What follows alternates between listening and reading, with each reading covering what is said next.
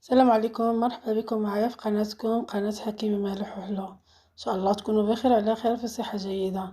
تكونوا ان شاء الله دوزتوا هاد الايام ديال رمضان بخير وعلى خير ومزيد من الاجر والثواب.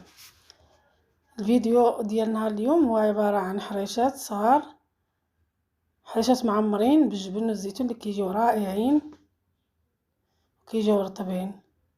ان شاء الله ندوزو مباشرة للمقادير بلا ما نطول عليكم. غادي نحتاجو 650 غرام ديال السميده رقيقه، غادي نحتاجو ليها تقريبا كاس حتى الكاس لاروب ديال الزيت. غادي نحاول ندخل هذا الزيت كامل في السميده، نبسبسها مزيان على هاد الطريقه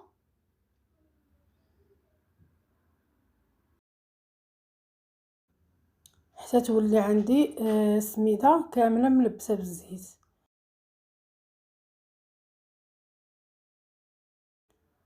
نكمل على هاد الطريقه ونخليها ترتاح. كل ما خليناها ترتاح كل ما الحرشه ديالنا كتنجح معنا.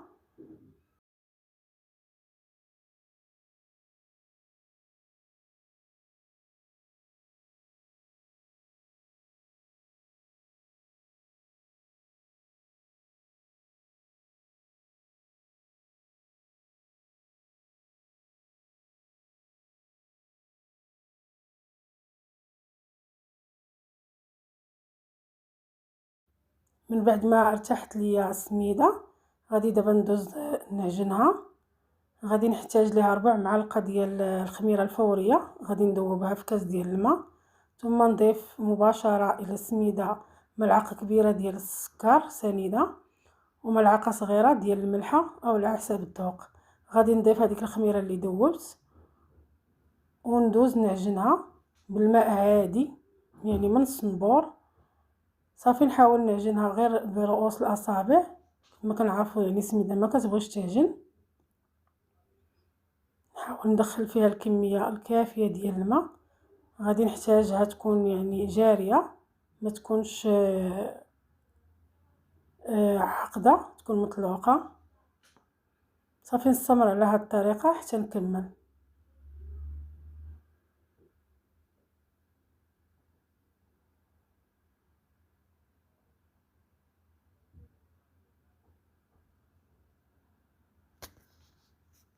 صافي من بعد ما حصلت على هذه النتيجه غادي نخليها ترتاح. في هذا الاثناء غادي ندوز نوجد الحشو اللي غادي نحتاج ليه تقريبا 200 غرام ديال الزيتون كحل. غادي نقطعو طريفات صغار. نحتاج الرابعه ديال الجبن، انا درت جبن ريكوتا، اي جبن عندكم غادي تستعملوه. غادي نضيف للزيتون معلقه كبيره ديال الكمون،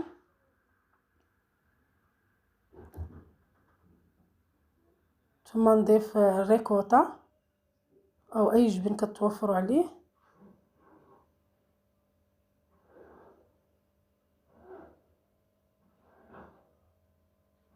صافي نحرك العناصر كامله حتى تندمج ليا.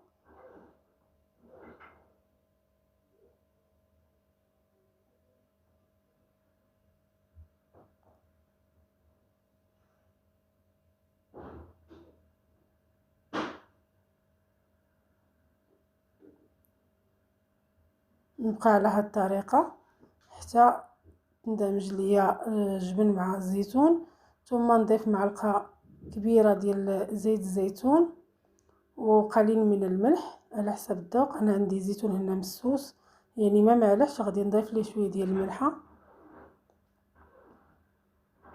صافي ونحرك حتى ندخل الزيت في الخليط اللي عندي.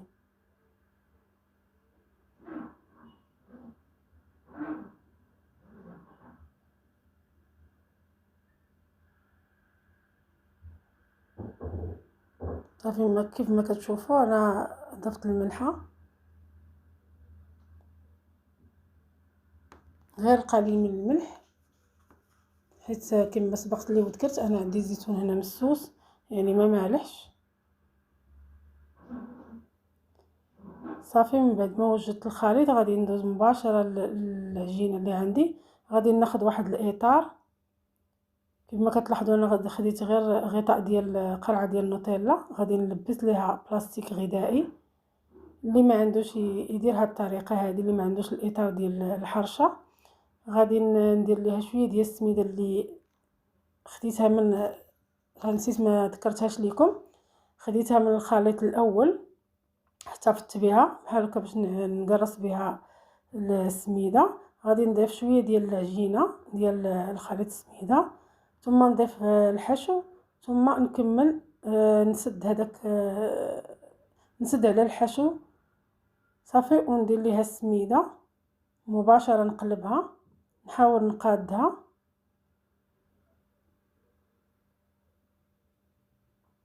ونحطها طيب على نار متوسطه. غادي نعاود معكم واحده اخرى، اعتذر على التصوير، عند بعدا راه كنصور يعني وانا كنت بعيده على الكاميرا. كما كتلاحظوا انا درت النص ديال الخليط، ثم ضفت عليه الحشو،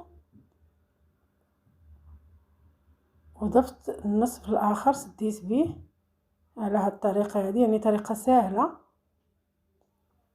حتى مع هاد الاطار هذا هكايا او الغطاء ديال هاد النوتيلا كتسهل العمليه.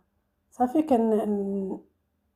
نغطي لها الوجه ديالها بالسميده اللي سبق لي ذكرت، راه نقصتها من السميده اللي درت معها الزيت. صافي هكا نحاول نغطي لها الوجه ديالها كامل بالسميده ونحطها طيب. نستمر على هاد الطريقه حتى نكمل كامل الخليط اللي عندي. يعني طريقه راه سهله، وهاد الحريشات كيجيو رائعين بنان، خصوصا اللي كيعجبو المذاق ديال الزيتون. كتبقى طريقه مختلفه على الحرشه العاديه، هكايا كتاكلي حرشه معمره، خصوصا في هذا رمضان الانسان كيبغي ينوع.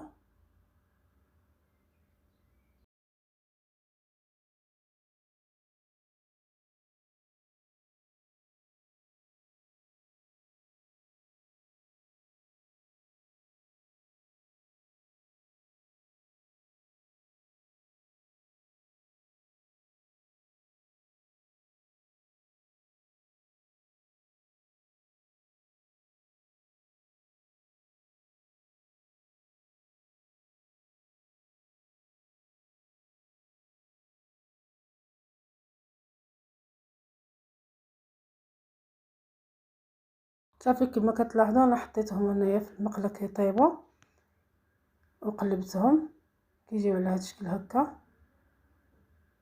كنحاولوا نقابلوهم حتى يطيبوا لينا مزيان من جميع الجوانب. وها الحريشات ديالي من بعد ما طابوا كيجيو على هذا الشكل هذا، كيجيو مزيونين، كيجيو رطبين. كما كتشوفوا الحشو اللي درنا لداخل كيجي لذيذ. كما سبق لي ذكرت نوعوا من الحرشه العاديه، نديرو علاش لا حرشه عامره هكا كتجي زوينه، كتجي رائعه وبنينه. ان شاء الله يعجبكم الفيديو وتجربوا الحريشات ديال نهار اليوم. واللي باقي ما اشتركش في القناه يشترك وفعلوا الجرس باش يوصلكم كل ما هو جديد، وديروا لايك للفيديو. الى فيديو قادم ان شاء الله.